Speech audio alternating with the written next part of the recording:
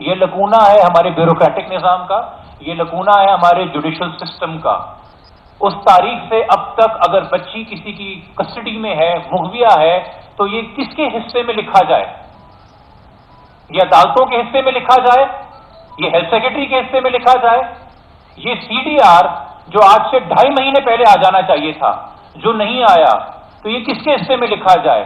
یہ سابقہ آئی جی سندھ کے حصے میں لکھا جائے، موجودہ سندھ کے آئی جی کے حصے میں لکھا جائے، موجودہ ڈی آئی جی سی آئی اے وی سی سی کے حصے میں لکھا جائے، S S P D I G C C P کے حصے میں، ایس ایس پی سی آئی اے وی سی سی کے حصے میں لکھا جائے؟ کون یہ 2-2.5 مہینے؟ اور جب بچی ریکور ہوگی وہ کس ٹراما میں ہے، وہ کن خطرات سے گزری ہے، وہ کس ذہنی دباؤ سے گزری ہے، اس کو کن کن وسوسوں کا شکار کیا گیا ہے، وہ کس کے حصے میں لکھا جائے؟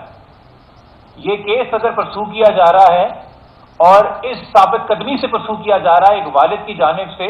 تو والد بار بار کہہ چکا ہے کہ یہ معاشرے کی تمام بچیوں کے ویلفیئر کا سوال ہے، اور اگر ہمارا چیمبر اس کو پرو بونو پرسو کر رہا ہے تو ہم اس لیے کر رہے ہیں چونکہ یہ لارجر پبلک انٹرسٹ میں تمام بچیوں کے ویلفیئر کا سوال ہے۔ اس کیس کے ذریعے جو چیزیں سامنے آئی ہیں، کم سے کم بہت ہی ادنا اور عاجزانہ گزارش ہے پولیس سے، ہیلتھ ڈپارٹمنٹ سے، سندھ حکومت سے اور معزز اعلی عدلیہ سے، ان کیسز کے لیے ایس او پیز ترتیب دیں، دوبارہ ان معاملات کو کھلواڑ نہ بنائیں، ایسی حد تک ان کیسز کو نہ جانے دیں جہاں صوبے کا آئی جی یہ اسٹیٹمنٹ دے دے کہ کیس ختم ہو گیا ہے، اور صرف ایک باپ کی ثابت قدمی اور کاوشوں سے ہم 2 مہینے بعد پتا کر رہے ہیں کہ جی یہ کیس تو اوریجنل تھا اور ایک کرائم ہوا تھا اور یہ اتنے عرصے بعد آ رہا ہے۔ جھوٹ کے پاؤں نہیں ہوتے ہیں اور سچ کوئی مٹا نہیں سکتا ہے۔ آئی جی پی سندھ صاحب نے آج سے تقریباً 3.5 ہفتے پہلے یہ بات رکھی میڈیا کے سامنے کہ یہ موجودہ کیس جو کڈنیپنگ کا ہے 2000 کا، یہ ختم ہو چکا ہے، اس میں مزید اور کچھ کرنے کو نہیں ہے۔ اس کے بعد آپ کے سامنے ایک میڈیکل بورڈ بنا، اس نے عمر بچی کی 15 کے قریب ظاہر کی، یعنی کہ وہ سپورٹ کر رہا ہے جو نادرا کے ڈاکیومنٹس ہیں، جو بچی کی عمر اس وقت 14 بتاتے ہیں اور واقعے کے بعد 13 سال اور 11 مہینے 19 دن بتاتے ہیں، یعنی کہ انڈر 14۔ اس کے بعد ایک اور چیز سامنے بار 6 جولائی کو ہم نے ایک اپلیکیشن موو کی تھی پولیس کو کہ جو اس کا مرکزی ملزم ہے اس کیس کا، جس کا نام ظہیر ہے، ظہیر احمد، اس کا سی ڈی آر نکالا جائے، اس کا سی ڈی آر ریکارڈ پہ سامنے رکھا جائے۔ پولیس کی طرف سے جو موقف اختیار کیا ہوا تھا سی ڈی آر کے حوالے سے وہ یہ تھا کہ جی ہم نے نکالا، اس میں لڑکا ہمیں نظر نہیں آیا، مگر ہمارا موقف یہ تھا کہ آپ جو سی ڈی آر کی بات کر رہے ہیں وہ تب ہے جب ہائی کورٹ نے بچی کی ریکوری آرڈر کی تھی، یعنی کہ آپ مئی کے آخر میں اور جون کے شروع میں سی ڈی آر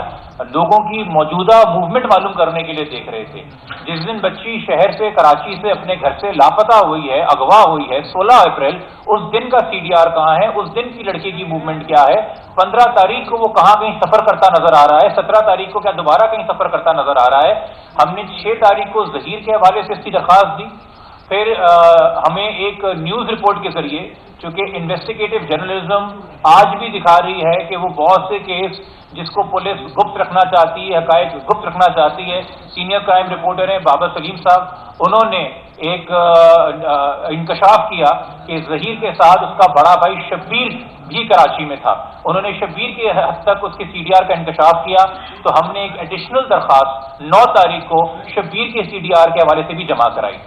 اچھا، اب ہوا یہ ہے کہ ہم چونکہ آلریڈی بہت زیادہ خدشات کا ذکر کر چکے ہیں آئی او کی تفتیش کے حوالے سے، وہ پہلے میں بریفلی آپ کے سامنے رکھ دوں۔ وہ یہ ہے کہ آپ کے سامنے ہے کہ میڈیکل بورڈ کی رپورٹ آنے کے بعد اور اس سے پہلے مستقل میڈیا سے انگیج کرتے رہے آئی او صاحب، اور اس کیس میں بتاتے رہے کہ کوئی کڈنیپنگ نہیں ہے، کوئی مزید تفتیش کی ضرورت نہیں ہے، ظہیر کے خلاف کوئی ایویڈنس نہیں ہے۔ 4 جولائی کو میڈیکل رپورٹ آئی، 5 جولائی کو یہاں پہ صحافی حضرات بیٹھے ہیں جن سے آئی او صاحب نے انٹریکٹ کیا، میڈیکل رپورٹ کی فائنڈنگز ڈسکس کی، مگر 6 جولائی کو جب سپلیمنٹری چلان کورٹ میں دینا تھا تو انہوں نے کہا کہ جی مجھے تو ابھی تک میڈیکل رپورٹ ملی نہیں ہے، اور پھر کورٹ سے موصول کی۔ پھر 7 جولائی کو جب بیل کی درخواست لگی ہوئی تھی نکاح خواہ کی، غلام مصطفیٰ اور گواہ علی اصغر کی، تب ہم نے یہ موقف رکھا جج کے سامنے کہ سر نکاح خواہ جانتا ہے کہ وہ مجرم ہے، اس لیے وہ مفرور تھا، لاہور کا نکاح خواہ کراچی سے گرفتار ہوا، تو اس وقت پھر آئی او نے مسلیڈ کیا عدالت کو اور بولا کہ نہیں جی ہم نے اسے لاہور سے ہی گرفتار کیا ہے، جس پہ میں نے فرد گرفتاری پڑھ کے سنائی عدالت کو، جس پہ پھر عدالت کو پتا چلا کہ کراچی سے گرفتار ہوا ہے، اور انہوں نے ریپریمانڈ کیا آئی او کو اور بولا کہ کم سے کم عدالت میں اپنی خود کی ہی فائل پڑھ کے آیا کریں تاکہ ہمیں صحیح اسسٹ کر سکیں۔ 16 تاریخ کو ایک پروگریس رپورٹ اسی پولیس کی جانب سے آئی ہے جو کہ اپنی فائنڈنگز میں کنکلوڈ کر رہی ہے کہ اس وقت سندھ حکومت اور پنجاب حکومت سے ہم نے رابطہ کیا ہے ملزم ظہیر احمد کو گرفتار کرنے کے لیے اور مغویہ دعا زہرا کو بازیاب کرنے کے لیے۔ یہ فائنڈنگز انہوں نے پلیس کی ہیں میڈیکل بورڈ کی رپورٹ کے اوپر، اور خود وہ اب انکشاف کر رہے ہیں کہ مرکزی ملزم ظہیر کا سی ڈی آر بتاتا ہے کہ واقعے کے روز وہ کراچی میں تھا، یعنی کہ وہ لاہور میں موجود نہیں تھا۔ یہاں پہ یہ بتانا ضروری ہے کہ ایک بچی کی سٹیٹمنٹ عدالتوں میں اور سوشل میڈیا کے ذریعے اور کچھ چینل کے ذریعے آپ کے سامنے رکھی گئی ہے بار بار۔ اس سٹیٹمنٹ کے دو پہلو ہیں، پہلا کہ میں 18 سال کی ہوں، وہ جھوٹ ثابت کر دیا میڈیکل بورڈ نے، دوسرا کہ مجھے کسی نے کڈنیپ نہیں کیا ہے، میں خود گھر سے باہر نکل کے ٹیکسی اسٹینڈ کار اڈے گئی ہوں، خود گاڑی لے کے میں لاہور گئی ہوں، اور لاہور جا کے میں نے ظہیر کو بتایا کہ میں لاہور آ گئی ہوں اور وہاں اس نے مجھے ریسیو کیا ہے۔ وہ آج سی ڈی آر نے جھوٹا دوسرا پہلو بھی کر دیا ہے۔ یہ پورے کا پورا واقعہ، یہ پورے کا پورا معاملہ جو اس جانب سے آپ کے سامنے رکھا جا رہا ہے، ایک 13-14 سال کی بچی کو اثر ملا کے، ورغلا کے، بہکا کے، ڈر و خوف میں مبتلا کر کے یہ بیانات دلوائے گئے، جو کہ اب ٹیکنیکل اور میڈیکل ڈیٹا ثابت کر رہا ہے کہ جھوٹ ہیں، جن کو ڈینائی نہیں کیا جا سکتا۔ اس پہ دفعات لگی ہیں 363 پی پی سی کڈنیپنگ کا آفینس، اور Sindh child marriage restraint act section 3 اور 4، جس میں ظہیر کے ساتھ گواہ، نکاح خواہ اور تمام تر لوگ جو فیسیلیٹیٹ کر رہے تھے چائلڈ میرج، وہ بھی اس کی گرفت کے اندر آئیں گے۔ مگر ہمیں شکوہ یہ ہے کہ اس پروگریس رپورٹ میں 364A کے بارے میں ذکر نہیں کیا گیا، جو کہ اوریجنلی اس کیس میں لگا ہوا ہے، جو کہ کڈنیپنگ 14 سال سے کم عمر کی بچی جو کہ دعا زہرا اس وقت تھی، اس نیت سے کہ اس کو نقصان پہنچایا جائے یا زبردستی اس کو جنسی تعلقات کے لیے مجبور کیا جائے، اور اگر ایک شادی جو کہ ایک چائلڈ میرج سامنے آ رہی ہے تو اس میں طلاق ہونا چاہیے تھا 365B کا، جو کہ اس نیت سے اغوا ہے کہ کسی بھی لڑکی کو، مائنر لڑکی کو شادی کے لیے جبری طور پہ مجبور کیا جائے۔ مزید اس میں یہ کہ ایک اور بڑا آفینس ہوا ہے جو کہ آپ کے علم میں ہے کہ اس اغوا کو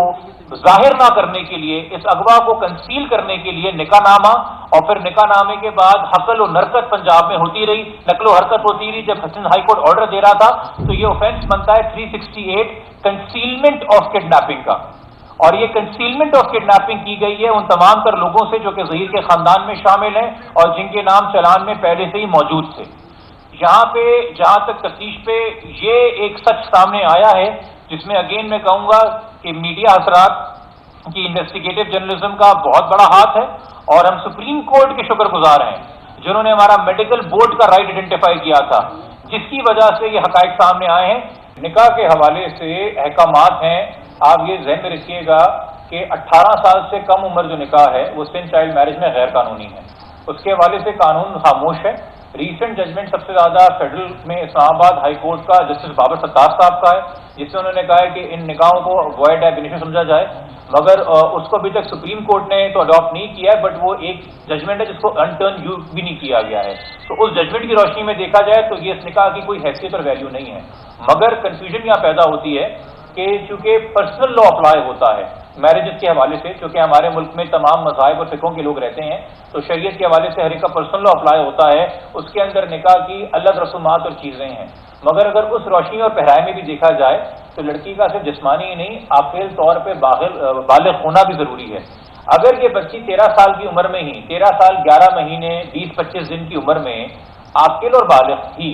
ہر لحاظ سے،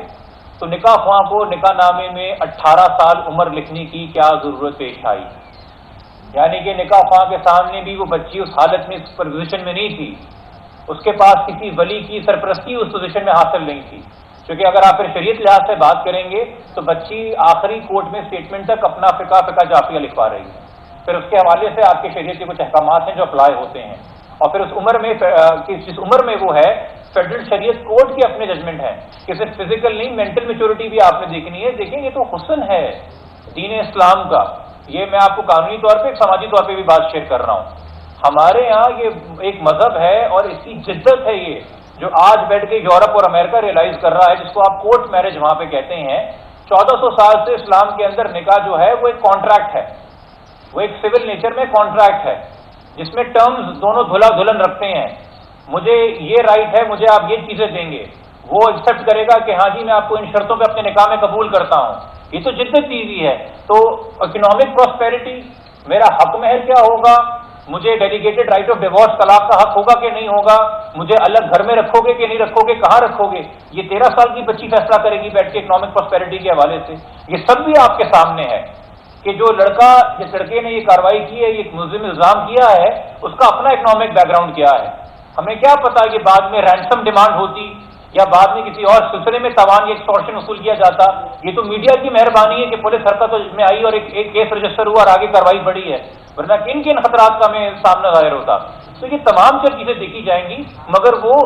सिविल कोर्ट के सामने ट्रायल में डिसाइड होगा और वो सिविल कोर्ट डिसाइड करेगा कि इस निकाह की हैसियत क्या है। कानून के अंदर फिलहाल इस्लामाबाद की जजमेंट के अलावा लॉ में, हमारे पार्लियामेंट से पास लॉ के अंदर ऐसी कोई चीज नहीं है।